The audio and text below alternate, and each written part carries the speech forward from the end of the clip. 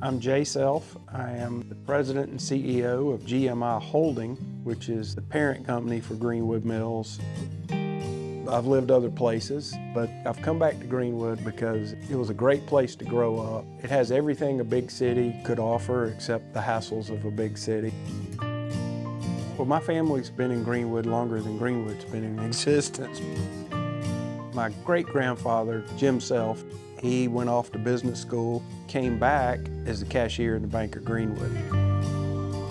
Mr. Durst was president of the Bank of Greenwood. The cotton mill was not doing well, and Mr. Durst said, "Go over there and shut the mill down and save my bank."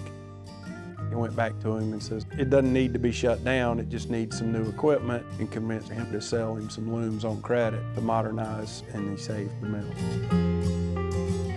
That was right around the turn of the century. Industrialization started to happen. As the people moved to town to take jobs in these mills, they had to live close to work. And the mill villages provided that place to live, work, and play.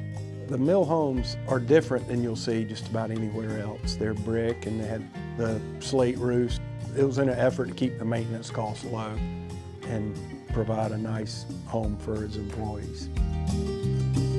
He had some key employees that had invested in the brick company, and he said, "Just to make sure you make it, I'll buy the bricks because I'm gonna brick these houses."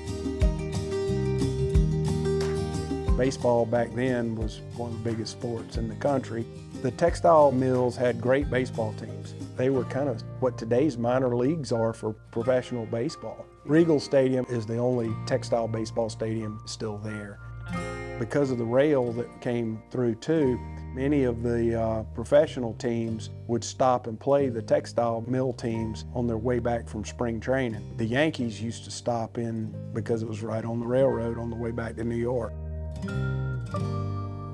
The hospital was destroyed by a tornado in 1942, I believe. And my great-grandfather decided he wanted to build one for the community. The Self Family Foundation, which was started to build the hospital with, has continued to support the hospital with different projects over the years. The Genetic Center is one of those. My grandfather thought it was important to give the ability to fighting birth defects and supporting that mission.